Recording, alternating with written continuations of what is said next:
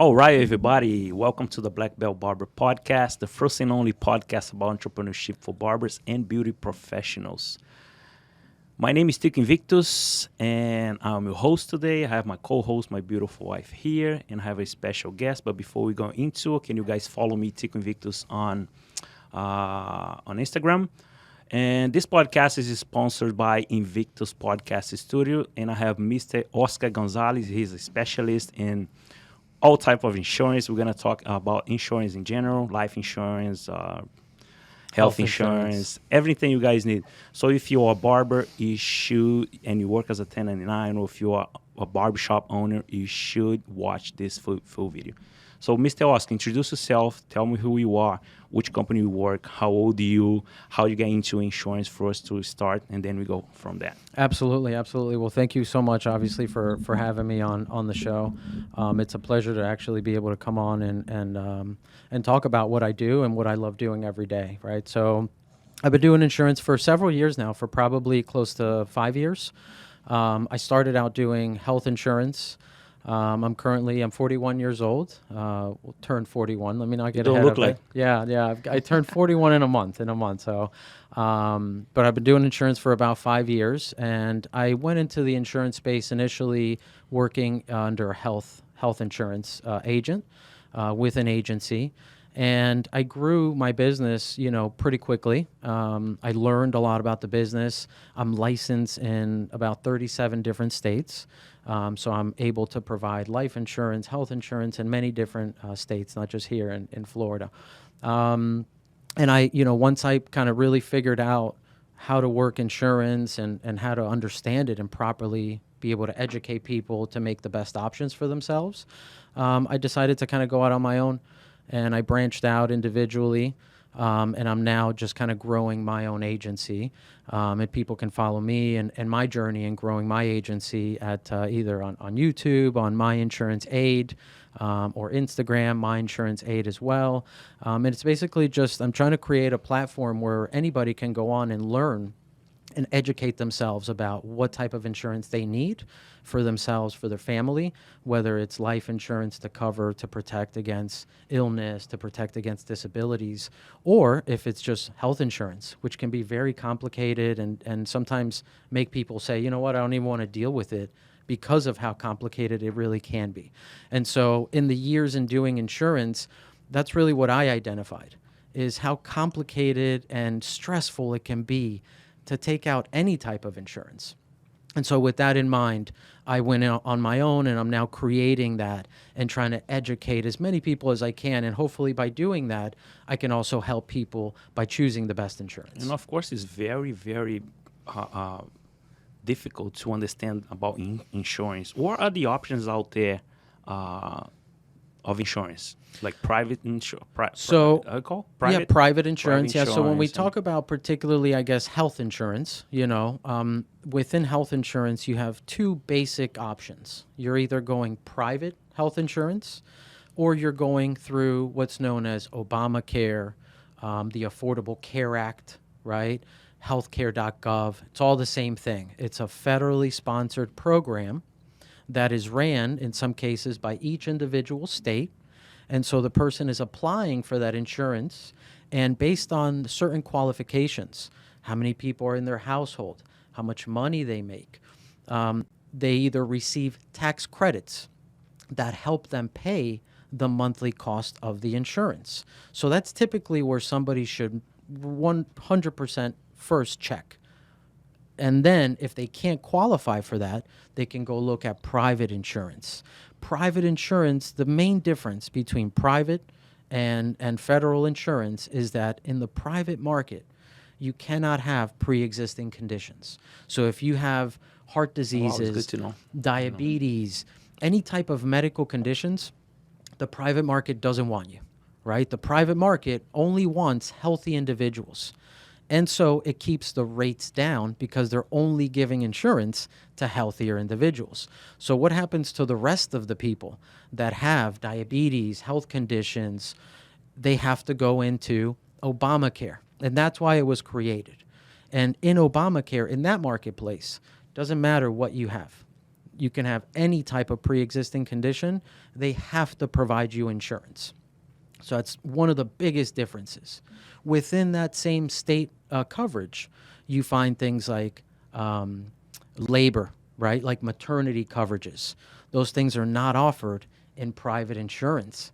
So if somebody takes out a private insurance policy and they're planning on having children, they're not going to get coverage through those private insurance policies that are out there. And so one of the things that makes insurance so complicated is there are so many different companies offering so many different types of products, and you don't really know which ones are great or which ones are not so good. How can someone identify that what is good for them or not? So the first thing I would always say to somebody is, if you're looking for health insurance, the very first place that you want to go to is healthcare.gov, because it's a government website that specifically will tell you all the requirements about health insurance and how you can get set up on government insurance. So that's the number one place I recommend. Now, what happens is once you get there, just like anything else with the government, it's overwhelming, right? You don't know where to go. You don't know what to do. So from there, I highly recommend somebody using an agent or an agency that is licensed to sell. Like an expert like you. Exactly, to sell that type of insurance. And so if you're talking to an insurance agent that doesn't offer you federal insurance, you should not be speaking to that agent, because they're not trying to get you into the best insurance. They're trying to put you into a policy that's going to pay them a high commission. Yeah, that's what I was about to ask. There's a lot of con people that they say they sell something to you, but they don't deliver. It does exist, those people? It's very common in insurance. And I think it's part of the reason why people are so scared and nervous about making a decision, right? So oftentimes you hear or you'll see ads on Facebook or calls that you get that will say, get this insurance, no deductible, 0 deductibles, doesn't cost anything. Those are not insurance policies. So what happens is there are situations where companies will get together and create a pool of money, right? Private insurance. So it's not protected. If they go out of business, the government doesn't back it up. And what they do is they say, okay, we're going to go sell this insurance for $200 a month. And they get 10,000 people to pay $200 a month. Now they take that money, and that's the money that's being used to pay for benefits, right? Yeah. And so what happens when COVID hits? What happened when a major health disaster hits and everybody's making claims? That company goes insolvent, they go out of business, they can't pay claims, and everybody's held with hospital bills and bad situations. Wow. And that happens. That did happen on that COVID? Happens, yeah. Tons of private health insurance companies went out of business as a result of so many people filing claims, COVID claims, hospital claims. And so that's why I always stress, and when I came into health insurance, I was offered a position to sell private insurance. And an agent can make 10x the amount of money selling private insurance. But you can't feel good about that, right? You can't feel good about providing somebody with a product that's not going to cover them when they need it most. Especially because you're the one selling and you know. How can you know and feel good about yourself just because you're getting more commission, right? It's unbelievable, but it happens. And the person gets sick and they are completely lost. They're lost. You might bankrupt somebody. You might ruin somebody's family by putting them in one of these policies. And so I think that's what delivers, where people go through these situations and they go, no, I can't trust anybody. Yeah. I don't know who to trust. Who can I talk to? And so it's important that whoever you do business with in insurance, just like anything else, that you check those people out, right? What insurance companies are you providing me? For example, when I provide you or offer you health insurance, I'm always going to the top insurance companies: United Healthcare, Blue Cross and Blue Shield, Prudential, John Hancock. I don't work with companies that aren't the top brands, because I want to provide my customers with the absolute best products. Yes. And so it's important that if you're talking to an agent about health insurance and they're offering you, some brand or name that you've never heard of, you probably don't want that insurance. I'm always looking for specialists to explain, especially her. Mm-hmm. Wow, she's a Google. in I always walking legs. research. You always Like research a lot? I never make decisions without researching first because I was too naive before, and then I made huge mistakes where I was in a bad situation. I had a big issue with a car accident because I was sold a See? policy that didn't cover things that it should.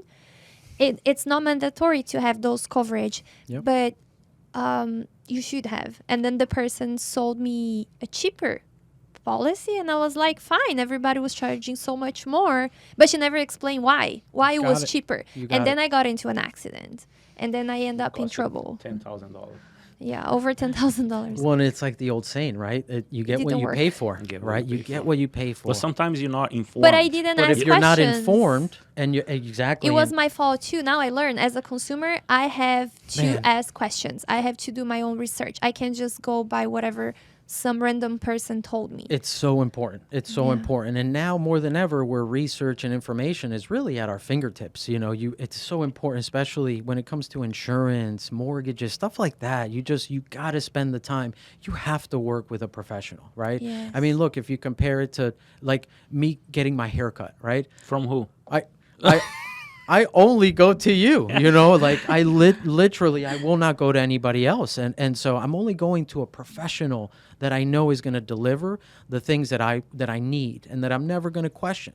And whether it's a haircut, whether it's insurance, whether it's a mortgage, you have to use somebody that it has your best interest in mind, Yes. For sure. It's knowledgeable and reliable that That's right. will offer you what is best for you, not for him, That's right. to get better commission. That's right. That's right. That's right. To be able to be qualified for health insurance, personal health insurance, what a person has to be in hand, and what a person has to be in hand also in a private. Got it. You mean documents? Documents. Yeah. So be it's qualified. it's pretty simple. So you want to anybody who's looking for health insurance, you have to if you're going through the healthcare system, right, the federal healthcare system in your state, they're going to require a couple of things. You're either a 1099 employee or you're a W-2 employee. So understanding that probably most individuals or people listening to your podcast But are what going to if be you were unemployed? unemployed. How does it work? Unemployed is going to be tough. Unemployed is going to be tough. You're going on Medicaid. So you're going on what's called Medicaid, which is provided by every state. Again, a federal program managed and administered by each individual state that helps people who are disabled, low income, unemployed individuals, and so that's going to provide those individuals and those people with some care. If you are employed and you're making a living or some type of wage, then you want to go into the federal health system. And so the process is super simple.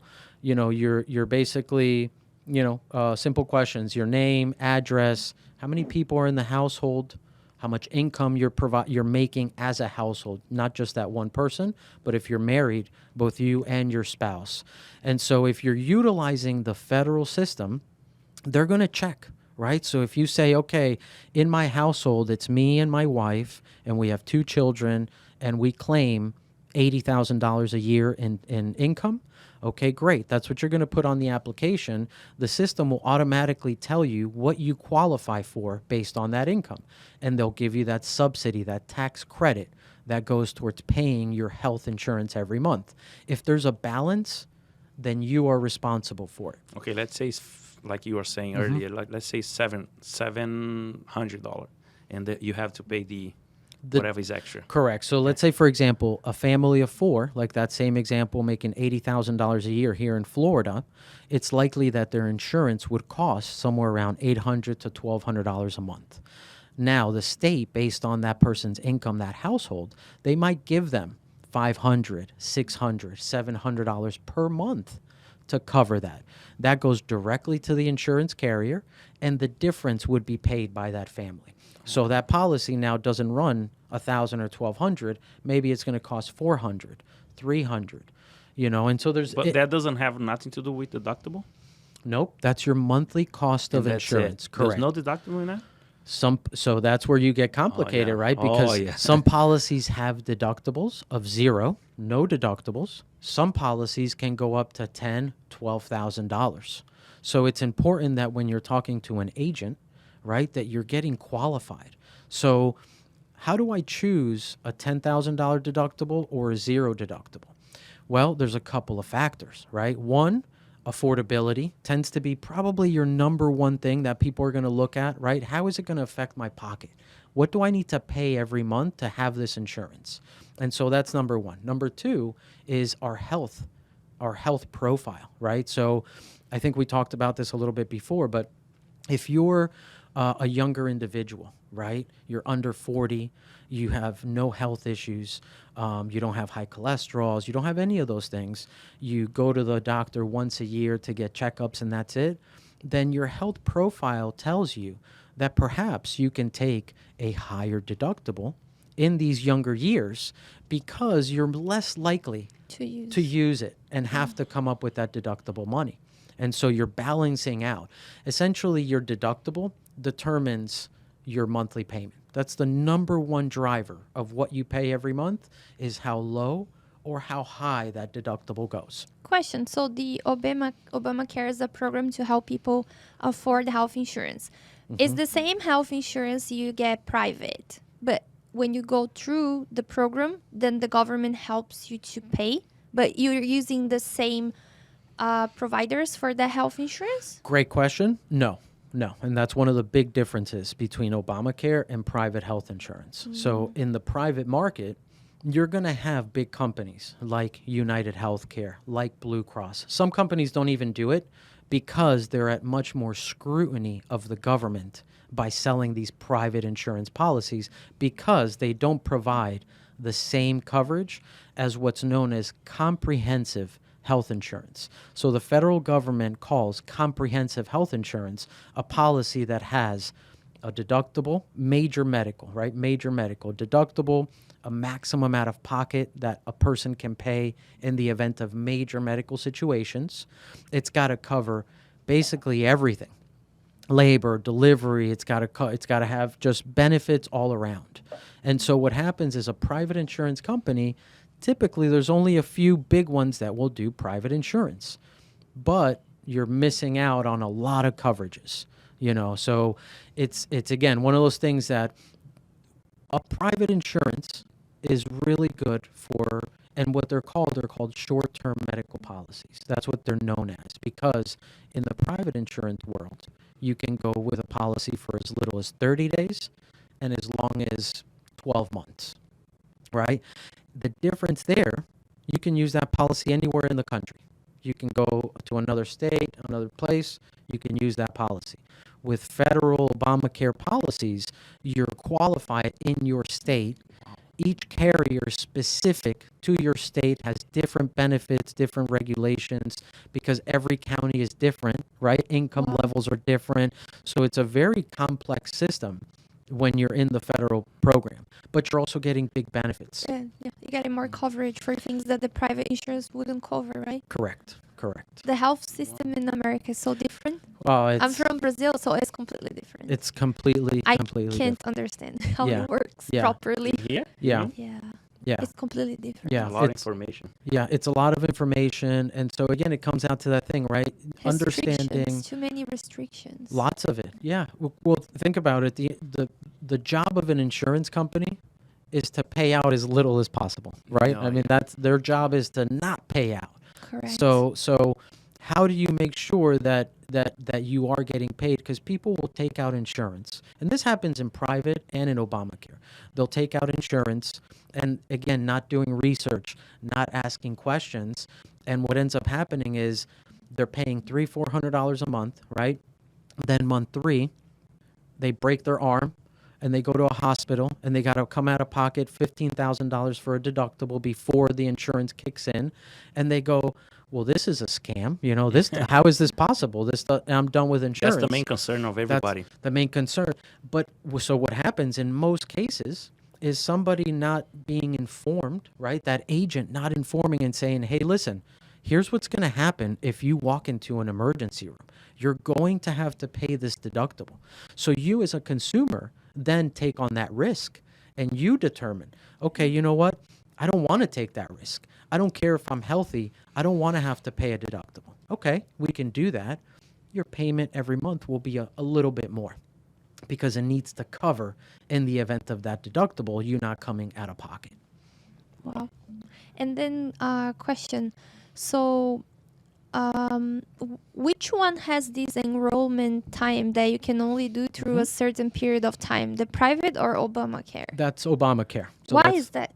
So it's probably accounting purposes, right? Because again, it's a federal program that's laying out all these guidelines, and every carrier that participates in Obamacare has to follow those guidelines, right? And so it ties in with the government providing tax money, right? That money goes to these insurance carriers. To me, it makes sense where they have to have a certain enrollment period so that they can do all this paperwork and everything that needs to be done in order to get everybody enrolled, payments going back and forth. So I think they keep it to these enrollment times. And then if you miss it? So here's how enrollment works. Enrollment starts November 1st every year and runs through December 15th, right? That's your normal time in which you can go in and look for insurance within the Obamacare health system. Now, outside of those times, you have special enrollment situations, right? And these special enrollment situations are for things like you moved to a different state, you lost coverage at your job, you have new family members that you're adding to the policy. So there's a group, there's probably about 6 or 7 different special circumstances. You got out of jail, you just got home from the military. So a few different things that if any of those things happen, you have 30 days to go on to Obamacare and set up and get your insurance situated. Now, one of the great things about that system is that although there is an open enrollment, you have your special enrollment situations, and now they just opened up, there's a year-round enrollment that's now open for very low income individuals, okay? What is considered very low income? So low income depends on the state and the county, right? Okay. But it's all based on poverty limits, right? Okay. So the government issues national poverty numbers, right? Based on each state and based on all the different formats and data points that they have. And so if you are below what's called the FPL, the federal poverty limit, you are considered low income individual. So for example, in the state of Florida, I want to say a low-income individual is 150 times that number, right? And so it might be 30,000, 32,000, but then you got to figure out how many people are in that household. So it's tough to say. Yeah. It's a calculation. It's a calculation of how many people are in the household versus how much money is being made. Okay. So now people that are very low income can access those programs year round. Probably the individuals, barbers, right, who are getting started or just going, they're going to have a decent income and they'll be able to just qualify for their tax credits. It's really important that whether it's a barbershop owner or just the barbers themselves, that they're getting this information and that they're using it and getting prepared. Okay, I know that I can't go into special enrollment right now. Fine, I need to get myself insurance come November 1st. Right? If that person wants to have some sort of insurance prior, they can go private market as a gap coverage to gap the time that they can't get into Obamacare. So let's use right now in July, somebody needs insurance. They would take out a private insurance that would go all the way to the end of October. And then, that would go all the way to the end of the year, right? Because although you're enrolling in Obamacare November through December, that policy doesn't start until January 1. Okay. Right? So that person essentially would take out a private insurance for the remainder of the year, and then their Obamacare policy would start January 1. Got it. Well, And then what is the option? So besides you have private, you have the government help, but then what about health insurance through the company? Like you work for someone?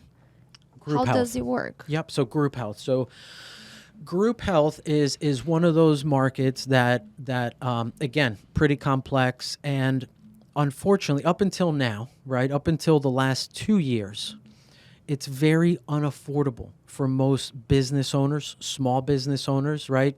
Small business in America is considered 50 or less employees, but the reality is that most small businesses are 15 or less, 10 or less, 5 or 8, less. 4, And, 5. so single, those lower numbers. And so what happens is there's a gap for those businesses because it's unaffordable to go into group coverage, right? To take out a policy.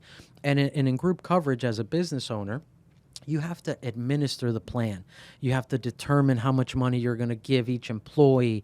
There's a lot of things that you have to set up that involve cost and things that need to be done. And so if you're a small business owner, up until the last couple of years, providing insurance was unfortunately not an option, for most business owners. However, a couple of years ago, back in 2020, the government passed what's known as Icra, okay?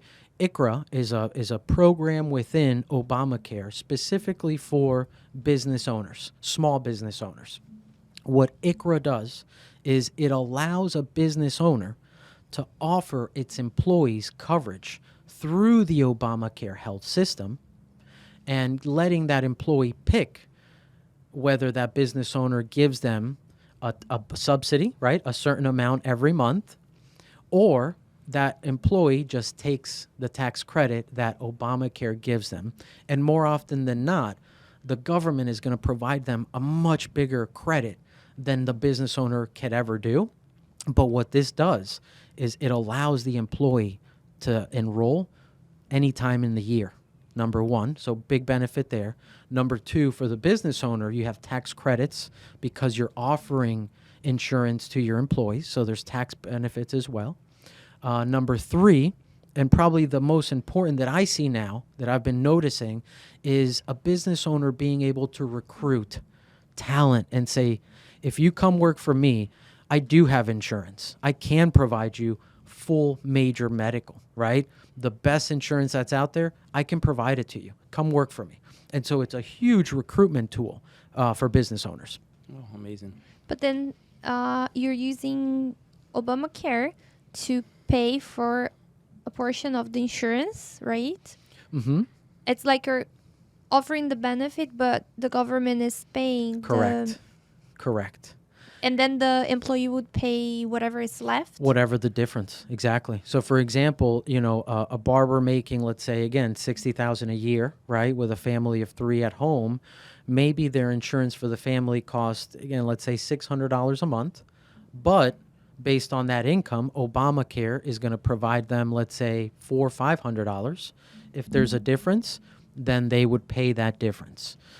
The benefit, again, becomes that business can basically use that Obamacare benefit as they're providing it, and the business owner can provide as little as $25 a month towards that employee's cost, and as much as they want. Again, understanding that 99% of the times, the employee is always going to choose the Obamacare benefit, the credits, because it's always going to be much more than what the employer can offer.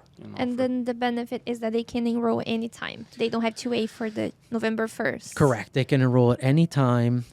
You don't have to worry about pre-existing conditions. You don't have to worry, none of those things. Labor, childbirth, mental health, which is a big thing now, obviously, these days. That's a major, major benefit that doesn't exist in private insurance. So it doesn't matter what private insurance company you're using, they're not going to cover mental health or illness. Obamacare, by law, has to cover it. So you have full mental health benefits. So there's just a lot. It's comprehensive. It really is. And this works only for W-2s, not for 1099s, Both right? W-2 and 1090. Oh, I'm sorry. The Icra program itself is only for W-2 employees. Okay. Yeah. Oh, okay. So as a business owner, as a barber shop, you're really looking at offering this to receptionists, managers. The owners themselves can take advantage of this program. But let me ask you something. I learned that if you offer something to your W-2s, you have to offer the same benefits to the 1099s. So how come you offer just to the W-2s, not to the 1099s? For In the group Icra? insurance, that is the case. When you offer disability insurance, when you offer certain types of insurance, you have to offer anybody who's there. Within the Icra program, it's specifically only built for W-2 employees. Okay. So those 1099 employees, what happens to those employees, they're basically, what I would do, right, if I owned a barbershop, is I would offer it to my W-2 employees, and then I would have an agent, just a regular agent that does health insurance, Obamacare health insurance, come in once To a help year the 1099s. and have a seminar to all my 1099 barbers, have an hour-long discussion where an agent comes in. That's what I do. That's what I'll do with business owners that have a lot of 1099 employees. I do the Icra for the W-2, and then anybody who's 1099, I come in, I do a 30, 45-minute seminar, and we help educate and get those people insurance as well. And then you're also providing that benefit. Even though you're not taking part in it, you are offering it to your employees. Got it. And then what happens if the employee is no longer working? How would work with their insurance? What happens with their insurance? So that's a fantastic question. One of the huge benefits about the Icra program is that when that employee leaves, they take that policy, right? When you're doing group health insurance, when that employee leaves, they don't take that insurance. They then can go into what's known as COBRA, which is a program that allows them to keep that same insurance for 90 days, 120 days. Sometimes they extend it longer, but after that, they have to go out and get their own policy. With this Icra program, they leave, they go anywhere, they take that insurance, they don't have to change it, they don't have to, lose it, cancel it. Very important for, let's say, for example, right now, July. Right, somebody took out that policy in January. They've been working for a barber for this time. Now they're leaving, right? But let's say 2 months ago they went to the hospital and they met their $8,000 deductible for the year, right? Now here July comes, that person is leaving the employer. They go somewhere else. They can take that insurance, and if God forbid something happens later on in the year, they don't have to pay that deductible again because they've met it for the year. The difference there, if they go group insurance, if you're leaving, you're taking out a different policy. If you've met your deductible for the year, you have to now meet a new deductible for the remainder of the year. So, and then when you offer the Icra is the name, right? Icra, yeah. Then the deductible, everything the employee is supposed to take care of it, right? Correct. The employer is just offering the benefit that they can enroll at any time. And you can offer maybe you're using Obamacare to pay for a portion of the insurance. And you can also offer some extra, let's say I'll offer $100 credit for you to help you pay for your health insurance. Then the employer is not responsible for this expensive private insurance. Nothing. The Plus employer. more coverage for your employee. Correct. And remember, the employee chooses. So in that example, if the business owner is giving $100 per month per employee, if that employee does the application on Obamacare, and Obamacare based on their numbers gives them $300 a month, then they have to choose one or the other. They can't take both. So in that scenario, the employer isn't even going to have to contribute anying, know. But you're still, as an employer, helping your staff to get insurance affordable. Correct. Like bigger coverage at any time of the year. Correct. You don't have to wait for November 1st, which is great, right? Yeah. You're helping your people to be covered. Correct. In our industry, the culture, barbershops don't offer that. Most of salons is different. Salons and barbershop, they offer that. I think all you're saying will add a lot value to whoever are watching. Yeah. And we all should understand and get to know more about this.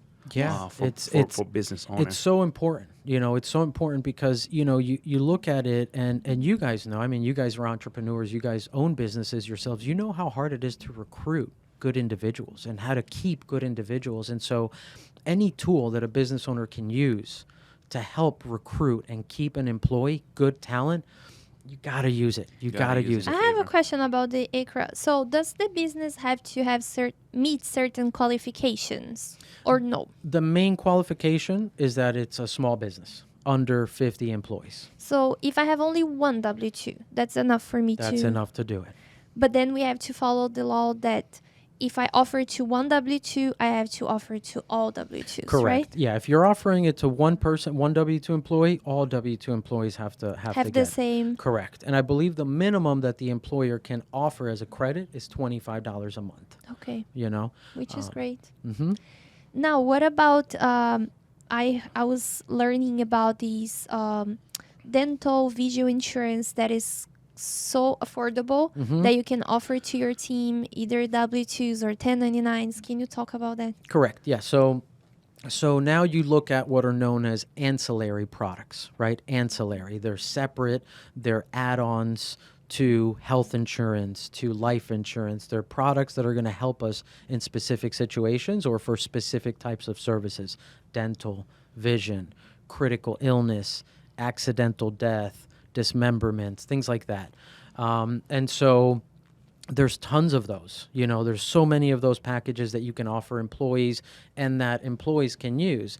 Now, two things there. One, if an employer is utilizing the Icra, or if an employer and their employees are using Obamacare, most of these Obamacare policies now come with dental and vision included at no extra cost. So that's one side of it. But if you're not utilizing the Obamacare Icra services or products, then there are an endless amount of private dental and vision insurance companies. And typically they're pretty standard, right? So a person can get coverage for as little as, I would say, $15 a month, $10 to $15 a month to get vision. And those are very standard policies that will do a couple of things. Same thing for dental. It's going to give the person their eye exams once a year at no cost. It's going to give them their dental cleanings once a year or twice a year, every 6 months at no cost. And then they'll have something like a $50 deductible, right? If they need to get more intense work, basic work, things like a filling, fixing a cavity, things of that nature. Those are your basic plans. On the vision side, you get your eye checkup. Most good vision plans will provide that person with either contact lenses throughout the year for a low, $10 copay or something like that, or will give them $150, $200 a year towards the cost of eyeglasses. That's your pretty standard benefits. Then from there, you can really kind of, if somebody says, well, I need more dental work, I want to get veneers, I want to do this, I want to do that, then there's different packages and price points that go from there. Got it. And do you think it's a good option to offer, let's say a small business, barbershops are usually small business, they don't have the culture of offering benefits to barbers. The only benefits, like you work here, you make your commission, or you work here and you rent the chair, that's your benefit. Right. What do you think about offering, if you can offer the health insurance, which sometimes is more tricky, but at least dental and vision, that is cheap, 15, 20 bucks I a would month. say, yeah, look, I would say that as a business owner, anything that I can offer an employee, right, and even if it's just presenting, whether they take it and utilize it, that's something different. But I am of a believer that, man, the more we can provide to employees, to people in general, that's my concept in insurance, right? I just want to provide and educate as much as I can. And eventually people are going to say, hey, you know what? This person is doing the right thing. I'm going to go work for them, or I'm going to go do insurance for or whatever, So I say offer it. Now, one thing that I would say, and as an agent, I tell this to people, right? So for me, for example, vision coverage, right? I've been wearing glasses. I think I wore them when I was inside my mother. I was born with these things, right? And so I've always had to, every year, get my eyes checked, get the whole thing. And so one of the things to keep in mind is that, and I say this because sometimes it doesn't make sense to just pay, right? So if you calculate it and you pay, let's say $15, $20 a month, you're going to end up paying for the year somewhere around maybe $200, maybe $250 in premium, right? Now, if I sit back and I go, okay, if the person uses reading glasses, right, they don't use them all the time, they can probably go into a vision center, get their eyes checked for under $100, right? Go get a pair of glasses for $20, $30, and they're done out the door for less than what they would have paid for a vision policy for the entire year, right? So I think it's important to, if we offer these things to customers or employees, that we also give them the knowledge of like, okay, does this work for you? Do you need this? Because if you don't need it, maybe that person can go on their own, get their eyes checked once a year, spend the $100, and that's it, and they save some money. So I think it's important to just educate as well, like you said in the beginning, asking questions, providing that additional information. But then you can have let's say, an optional package where they choose what they want. Correct. You give them, let's say, the company will pay up to $50 a month. Correct. And you choose from this package what is important to you. Correct. Because then you're offering the same to all your employees and 1099s. Correct. Right? You're not doing anything You're wrong. not picking, yep. But then you're letting them choose what is important to them. Yep, I what agree. they think will make sense for them. I agree. And typically business owners within that realm, when you're talking about those options and giving employees something to choose from, you'll find that most employees are going to choose disability, right? Disability benefits, critical illness benefits, over vision or dental, because those are really good benefits, right? If I can get my employer to pay $50 a month towards disability or towards accident insurance, God forbid I slice my finger cutting someone's hair and I can't work for a month, I can file a claim. That insurance pays me $2,000-$3,000 for the month. I can pay my bills. I don't have to worry about things, and my employer has provided me with that. Yes. And that's important. Disability, critical illness, accidental insurance. They're very, very, very affordable products. And the younger the person is, the cheaper those products are. And they go such a long way. You always see these Aflac commercials, right? The Aflac commercials. What is that? What is that? And you don't truly know how great these policies are until you use them, until you need right? them. Until you break your arm and you can't work and somebody's counting on a paycheck, and they can call Aflac and file a claim and they get a check for their entire income for the month. I like that they pay you, but then you can use the money as however you want. However you want. Because I don't like when they are imposing like what they're going to pay, because people have different needs. Correct. So maybe you don't need to pay the medical bill, but you need to pay your rent. Correct. Or whatever it might be the case. Correct. Maybe you have to pay for your child daycare or whatever. So I like the fact that they give you the money and you can use however you want. Agreed. And that's according to your need at the time. Correct. And that's really the product itself, right? So you have hospital indemnification policies, right, which are specific to if you get a heart attack, we'll give you $10,000. If you get cancer, we'll give you X amount, right? So that's a hospital indemnifier. If you go into the ER, we'll give you $1,000 a day for 30 days.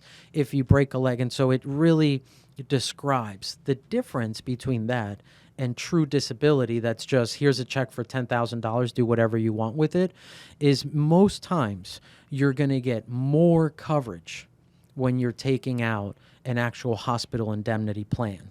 The reason for it is because you're less likely to use it, right? These policies don't get used a lot. They're protection, but the truth is how often does somebody really break an arm or go into a hospital? So they're good to have. And when you think about insurance, right, like one of the big questions that I get in insurance all the time is, well, how much insurance do I need, right? What do I need? Do I need to have this policy? Do I need life insurance? Do I need whole? Do I need term? And all these questions. And my answer to every single person, you should have as much insurance as you can afford to have on a monthly basis, right? Because insurance was built to leverage risk. And so as a business owner, as just an individual, right, how can you leverage the risk that you carry on day to day? What are the chances of me going outside today and breaking my leg or getting a heart attack or whatever? And so that's how you leverage those things, and you determine, okay, if I can afford $100 a month, $50 a month, what can I get? What's the most that I can get to cover me if something happens? And that's the best way to analyze, because then you don't overextend, which happens a lot. People say, no, yeah, I want life insurance. I want this, I want that. And then they cancel it 6 months later because they can't afford it. Yes. So it's important to analyze and determine what that person really needs. I watched the live talking about life insurance, and then the lady was explaining that most people, so the insurance makes a lot of money. I don't remember if it was the first 3 years or 5 years, because most people will cancel, so they'll never use it. Correct. So they have all this bunch of people paying, but they cancel because they choose a policy that they can't afford. Correct. So she said, choose one that you can afford Affordability. for the whole time of your policy. Correct. If you lose your job, can you still pay it? Correct. Think about all these things before deciding on how much you're going to be paying. Then you want this like $1 million policy, life insurance policy. Can you afford that? Correct. Because if you stop paying, then you lose everything. You lose it. Yeah. It's better have 100,000 but you can pay than 1 million that you can't pay. Agreed. You lost your money. The affordability, right, is so important, and it's part of an agent's job, right? That's where if you have a good agent, their job is not just to sell you insurance, but to really figure out what is the best insurance for you for the money that you can afford to get, right? Present you with those options and just help you make an educated decision. That's what an agent does. Is there a limit of age to get health insurance? No. So you can get health insurance through Obamacare up until 65. If you're 65 years of age, you then go into Medicare. Medicare. It's a Medicare. But you still can get coverage. Of course, yeah. Once you're 65, you through get your Medicare. whole life.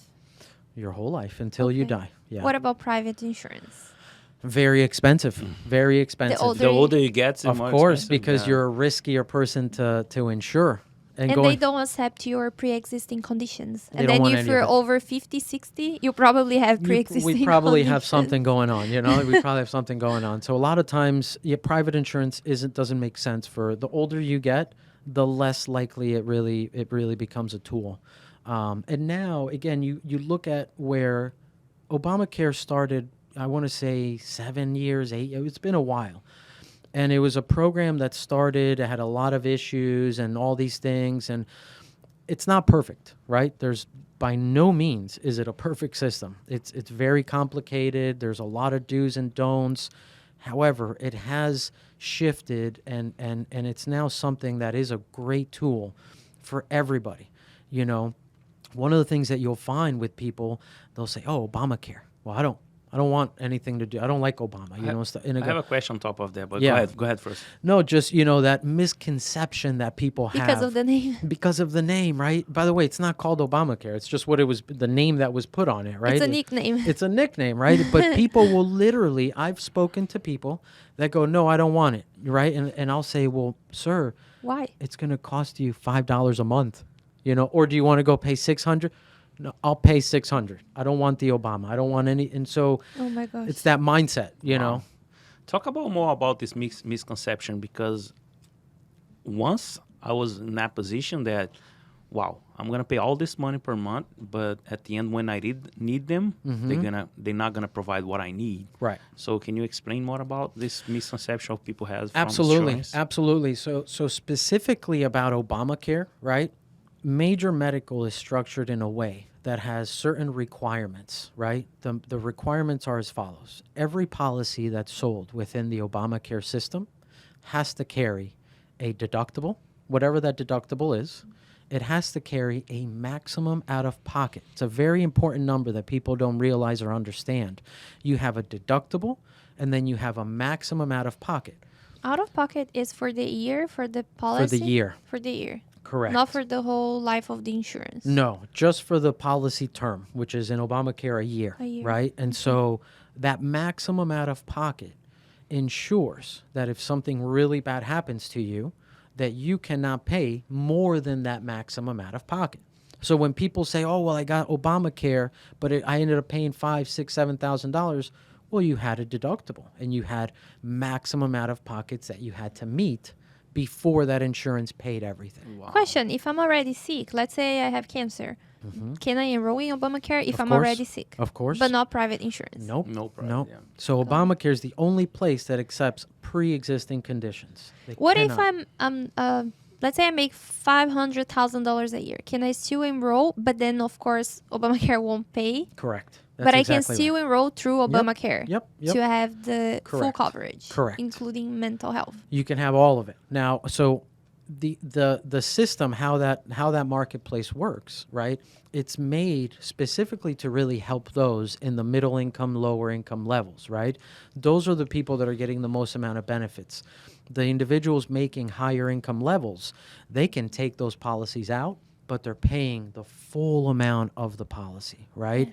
And so in some cases, that can be, $1,000, $2,000, $3,000, $4,000 a month because it's full coverage insurance. But would you say it's best, let's say, and it's not the case, but if I'm the one on the top, let's say I make a lot of money, then is it better to get through Obamacare because I can get full coverage, pre-existing conditions, and all the whole package? It goes back to the same thing. What can you afford, right? And for me, as you look at somebody that the more things you have, the more you grow as a family, finances, the more protection you need, right? For sure. So if you're making $500,000 a year in income, man, I got to protect that income at every cost, right? I have to make sure that if something happens to me, that I can sustain that income coming in. And so once you get to those higher tier levels, money allows you to do that, right? Once you start making more money, you're able to use insurance to sustain and to help you in moments of need, right? Yes. Can we talk a little bit about life insurance? Sure. It's a completely different product. I was right? gonna ask you that because if you find me dead and my wife is driving a Ferrari, we know what happened. You know what happened, right? You and me both. You and me both. Let me share the reason why we did life insurance. So we didn't know about the options available until someone took the time to educate us. Right. And then we learned how important it is to have a life insurance because, like, Tico is my main provider in the sense that he's the hands-on person, right? He's Correct. the face of the business. I can't run the business by myself if he's not here. Correct. So we learned that what if something happened to Tico? And I'm on the administrative side of the business. Correct. What if I die? Like Tico will have a hard time too to keep the business, to keep everything organized. So we learned, like, we're business owners and we're partners. If something happened to one of us, it's kind of selfish if you don't think about that. Because then when you die, okay, you're dead, but what about your family? Right now we don't have kids, but eventually we're going to have. What's going to happen with our kids? How I'll be able to afford college or their health insurance and keep the lifestyle that we've been living. Correct. If Tico is not here, right? Correct. So it's selfish if we don't think about that because life insurance can be cheap. It doesn't have to be expensive. Correct. I want to have 7 children. 7? Maybe you need to find other wives to have one with each because I can't. Sorry. So before we go to 7 life insurance, dogs, maybe. I have two Not 17. questions for you that I should ask before we go into that. Barbers, they are self-employed. They are 1099s. Correct. Most of the time. Most of the time. Like 99% of the time. So what they have to have in hand, like kind of documents, what they have to look for and prepare themselves to, like, apply to insurance, to health insurance, or Their Or tax, life their for health insurance, they're going to need, if they're going to use Obamacare, they're going to need to have their taxes, last year's taxes. And then just, their 1099. That's really, as far as income verification, that's what they'll need. Sometimes if they're like from another country, they'll ask them for identification. So like I was visa, about to ask, residences. what about, if there's any immigrant that they don't have United States documents, like employee authorization or social security? So you can get, it depends on the situation, right? If you don't have any papers, you're not going to be able to go into Obamacare, right? Now, if you don't have papers, but you have children that are born here, they have access to Obamacare. But both the children and Correct. Okay. Correct. And the parents. So it opens it up. But if they don't have papers, then they're not going to be able to take part in that. Because thinking about it, who is paying the subsidies, right? Who is paying the tax credit when somebody applies for Obamacare and the government gives them $300 a month? Where does that $300 come from? Taxpayers. That's Of exactly course. right? So if you're not a taxpayer, You're not supposed you're to use not the supposed to be benefits. utilizing Makes the sense. benefits. Yeah, it does. That's basically how it's looked at. What about life insurance? What Life documents? insurance. Okay. So there's 2 types of life insurance, right? 2 main types of life insurance. You have term life, and then you have whole life. Term life is the one that's most common and is more affordable. Okay. So term life is we're selecting a term for that policy, 5 years, 10 years, 20 years, and we're selecting an amount. 1 million, 2 million, 5, whatever that amount is. You're paying a monthly cost, right, to carry that insurance. And if you die, that money goes to whoever your beneficiary is. You can't loan against that. You can't borrow against it. It doesn't grow over time. If you stop paying, you lose everything. If you stop paying, you lose all of it, and it's done. There's truly no value once you stop paying the If policy. you stop paying for some reason, like for 1 or 2 or 3 months, let's say you're behind, and then you can negotiate. That's okay. And, If you're going through financial troubles, most carriers will give you some leeway and give you several months to be able to make those payments and come due. Unfortunately, if that does persist and you're not able to make premiums, and they're going to cancel the policy on you, it's the most affordable, certainly, right? And if we look at the basic needs of a family coverage, and you say, okay, all I'm concerned with right now is if God forbid something happens to me or my wife, how are we going to sustain our life, right? And so in term life insurance, the calculations are very simple. You're calculating your debts, right? What's your mortgage balance? What do you owe in cars and credit cards? How much do you make per year? And you're timing that over 6 times, 10 years. Typically, you're going to say, okay, if I make $100,000 a year, I'm going to times that by 10 years, right? And then I'm going to add my mortgage, and then I'm going to add, all my expenses. And whatever that number is, that's what you should take out in term life insurance. Also evaluate if your kids will be going to college soon, right? Correct. How much they're going to need to complete their college, and do the math to see how much you need in coverage. All that stuff, yep. And so if you look at if you're looking at stuff like that, right, saving money for college or stuff like that, one, yes, you would calculate that in a term life. If you are looking, so that's term, right? That's your term life, very basic, very cut and dry. You pay this, you get this. After 20 years, it's done. Then you have whole life. And within whole life, there's a bunch of different products and things that you can do. And whole life is basically a retirement savings. It's a financial instrument rather than just a life insurance policy, right? Because with whole life, you're putting money into this policy, and every month you're paying into it, and a percentage of that money is going towards a fund. Interesting. Right? And that fund, they're paying you, the insurance company is going to pay you a percentage on that money, and it's going to compound. And the idea is over many years, you're going to grow that money tax-free. You're going to grow guaranteed money, where the difference in, for example, if somebody goes and takes out an IRA, right, or a 401k through an employer, yeah, they can save money, but if the market goes down like it has been recently, you're going to lose when the market goes down. Same way if the market goes up. With a whole life policy, it's not tied to the market. So if you're guaranteed 5%, 6%, 7% a year, that's what the policy is going to pay you year in and year out. The most important part, and one of the biggest benefits of whole life, is that you can borrow against that policy. So going back to the topic we talked about earlier, how do you sustain your life if you're not if something happens to you? If you can't work and get out and do the things that you do, how can you sustain your life with a whole insurance policy? Let's say that you've accumulated $50,000, $100,000.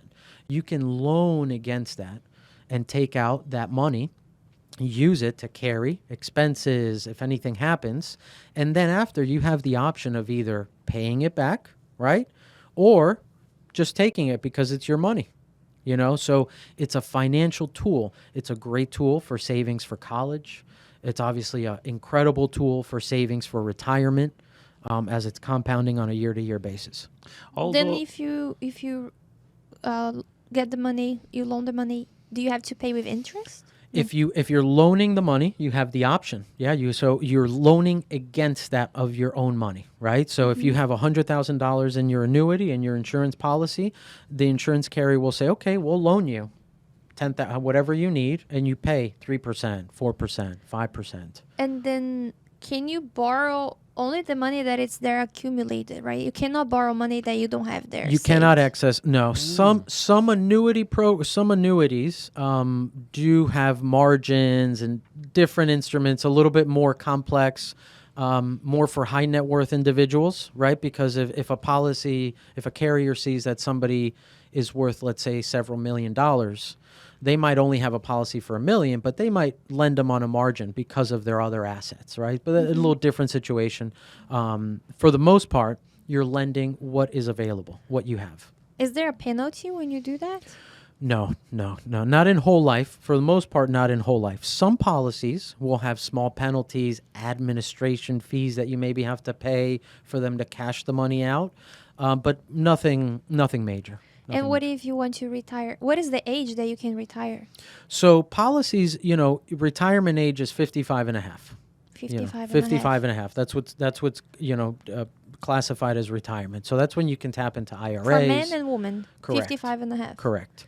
So you can tap into IRAs, 401ks, whole life policies. At that point, retirement age, you can tap into it and start taking them out. With whole life annuities, you really want to keep them for as long as possible and not try to use them because they're building every year. They're accumulating for you. It's also a really good way where your assets are protected, right? So hypothetical situation as a barber, let's say they go and I don't know if barbers have E&O insurance or anything like that. Do they carry their own insurance? No, right? If they are 1099s, they're supposed to have their own liability insurance. Right. Because they are service providers, right? Correct. They're supposed to Correct. have their own, either the works compensation exemption Right. or their own liability insurance. Correct. If something happens to them. Correct. They're on Because- their own. So on that scenario, right? At least in just- Florida. I don't know other states. Right. So in that scenario, let's say a barber, and it's probably an extreme situation, but let's say a barber cuts somebody's ear, right? Really hurts somebody. Oh, Right? no, this is the shop covers. The shop covers Yes, that. Okay. the shop has liability for the clients. For that, But not okay. for the 1099s. Right, not for the 1099s, Yeah, right? so they're a- not covered. Right, so a 1099 employee, and again, extreme cases, but let's say that But it can 1099 happen. It can happen, right? They slice it out. And let's say that person, wants to sue Yep. and go and do all these things. Well, now I can sue that barber personally. I can Yes. go after their personal assets. Can't go after their home because it's homestead in Florida, but if they have any kind of money, I can probably get money from that. Whoa.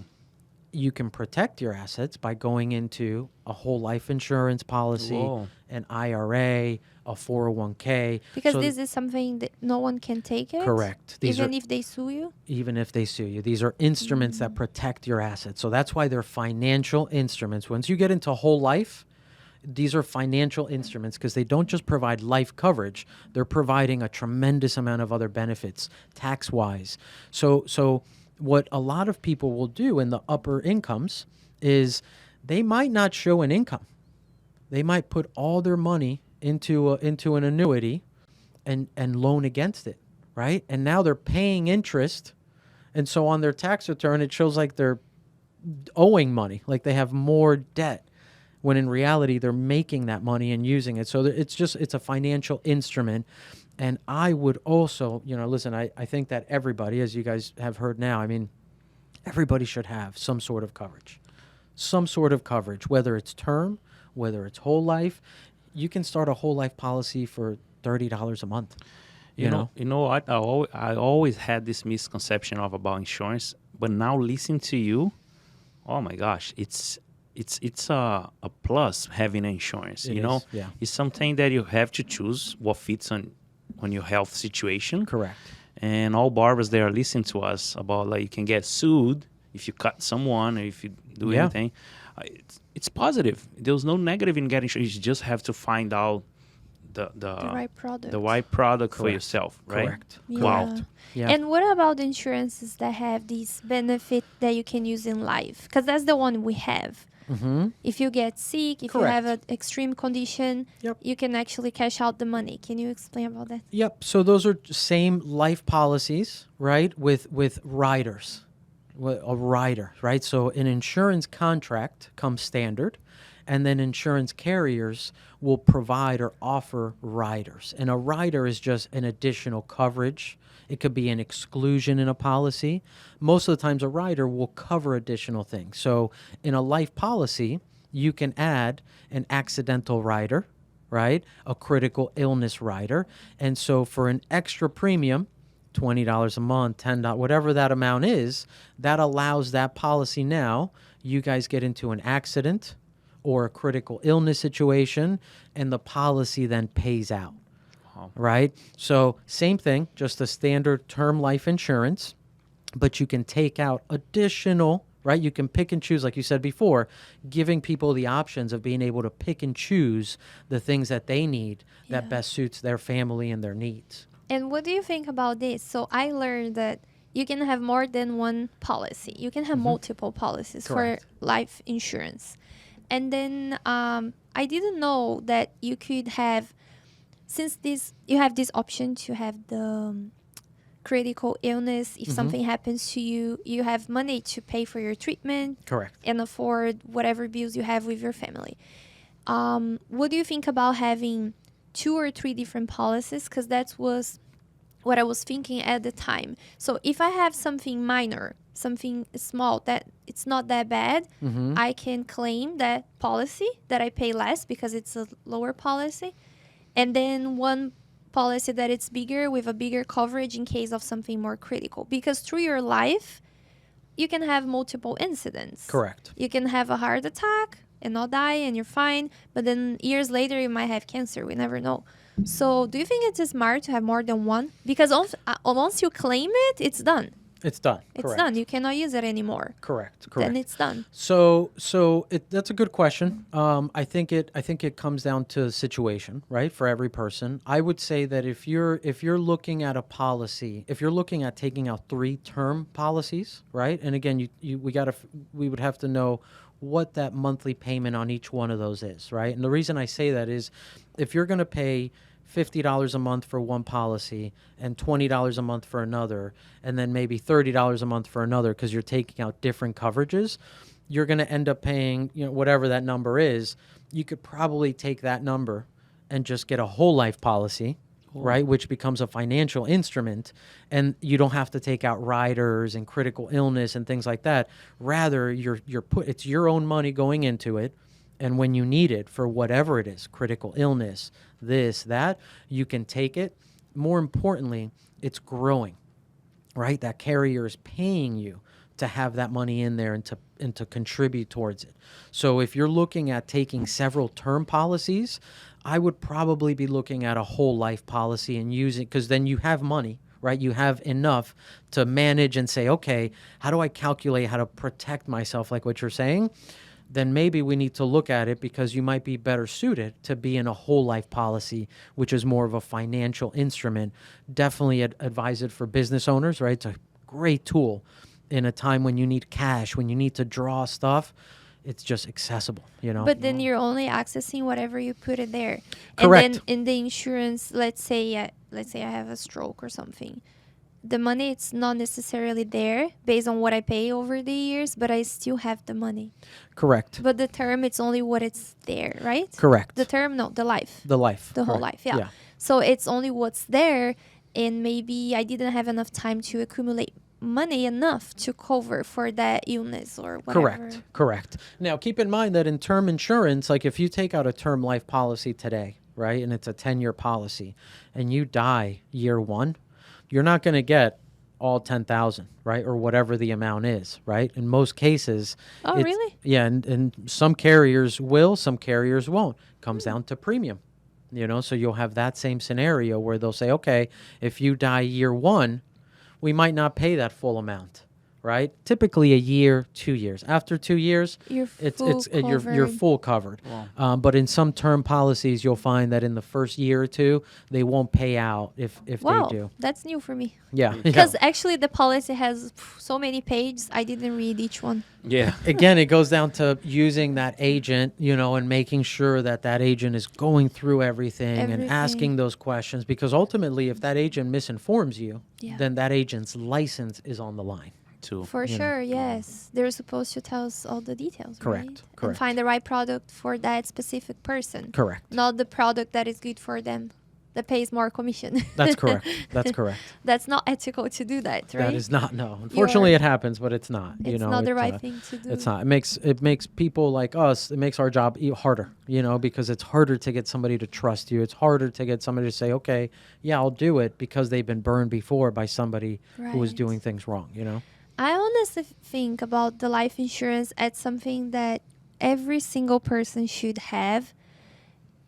It's impossible that you cannot afford $20 or $30 a month in life insurance, but if something happens to you, your family will be protected in the sense that at least they have money to, Agreed. survive and Agreed. even to pay for the costs of your death itself, right? Funeral, yeah, Funeral and burial everything. It's costs. very expensive, and we see Correct. all these people doing GoFundMe's, and it's so sad. It's so sad. And you see families in terrible situations where they are evicted from their house or they lose the house because they can't pay the mortgage. So I think it's selfish if we don't think about that. And we spend our money so much crap out there. Like, Yeah. Well, you think Drinking, about smoking, $20. You buying can it. spend $20, without even a soda and a bag of chips. It's $20. But yeah, you should be.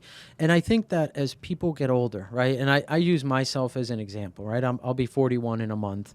If I look back at myself when I was 20, 21 years old, I don't need insurance. I don't need any of these things, You don't think you're going to die. I don't think, and you and I have had that conversation about how invincible you feel when you're young and like feel like a nothing. superhero. Superhero, nothing can stop you, The reality is very different, and now getting married, starting a family, once your views and your mindset kind of changes a bit, you start seeing these things as really tools and resources to better your life, right? Now, I can't imagine not having these coverages, right? Like, I can't imagine right now having 2 children and not knowing that if, God forbid, I leave here today and I get hit by a car and I'm dead, what's going to happen to What them? happens to my wife and my 2 kids? Exactly. I think it's so selfish when we don't think about this. Agreed. And it's so affordable. Like, especially if you do when you're young, let's say 25, 30, Correct. 35, it's not expensive. And it's a big relief. Yep. And it's one of the things Peace that of mind. I would say it's probably, the younger the better, obviously. And for those guys, people that are listening to this, that are, just starting a career in the barber industry, like, start now, Yes. start now, do it now, pay it every month and just be done with it. Yes. Cause it's not going to go up. Right? Yeah. You get sick, something happens to you, you're still paying the same amount paying. you paid when you were young. So it's a key thing to start as soon as possible. I personally like the one that has this coverage if you get critical illness, Right. because then Adding. you become a big burden to your family. Correct. What if, like, you can't work and you're sick and you need special treatments that are expensive? Well, and just to give you, to try to, how can the average person listening to this utilize that specific thing? Let's say if they don't take out a life insurance, is simple, right? So if you think about this, if you going back to health insurance for a second, if somebody goes to Obamacare, right, and Obamacare pays for their insurance and they don't have to pay anything, Yeah. what I always recommend when I'm providing somebody an insurance like that, because typically if you're paying nothing for health insurance, you're going to have a $6,000, $10,000 deductible, right? So what I always offer a customer is I say, look, you're not paying anything for health insurance. Take out critical illness. Take out hospital indemnity. Spend $40 a month. Spend $30 a month and get yourself accidental insurance, disability insurance. Get as much as you can get, as you can afford. Take advantage that the government sure. is paying paying. for the health insurance and cover more, and so that's why I always recommend it. And I find that when I explain it to people in that way, most people will sit back and go, man, that makes so much sense. Why wouldn't I do this? But it becomes affordability, right? If somebody doesn't explain it properly, then it's not an option for them. That comes my whole conclusion of this conversation, my friend. It's a positive thing to do is to have an insurance. Absolutely. Whatever it fits on you or the way you live your life right now, get your policies and just go ahead and do it, especially barbers, like you were saying. Agreed. I don't know if you noticed, but I was just like listening because you had so much to add. And do you have any questions, babe? No. My co-host, my beautiful wife. So, guys, thank you very much for watching. We have an expert here, Mr. Oscar. Mr. Oscar, would you like to leave any information about all your channel on YouTube you were Absolutely. saying earlier? Absolutely. Instagram? Absolutely. I just obviously want to say thank you for having me, guys. I really appreciate it. You know, I love talking about this stuff. You know, I know it like the back of my hand, and so I like sharing it with people. If anybody wants to follow me or any of my content, I am on My Insurance Aid. There's a YouTube channel. If you just look up My Insurance Aid, Instagram, My Insurance Aid as well, Facebook, My Insurance Aid. So really, My Insurance Aid is our brand. So anything that you need, you can take a look there. There's information about all types of insurance policies, life, health, term, whole, final expense, anything. So, and my contact information is on there. If you have any questions, if I can be of any help, just reach out to me. Okay, guys, you listen to the man. Tons of information here on the table. Thank you very much for coming out. Guys, again, follow me, Tic Invictus, on Instagram. And also give it a like. If you like this video, give it a comment. Share us any insight or thought that you had. And again, thank you very much. This podcast is sponsored by Invictus Podcast Studios. See y'all.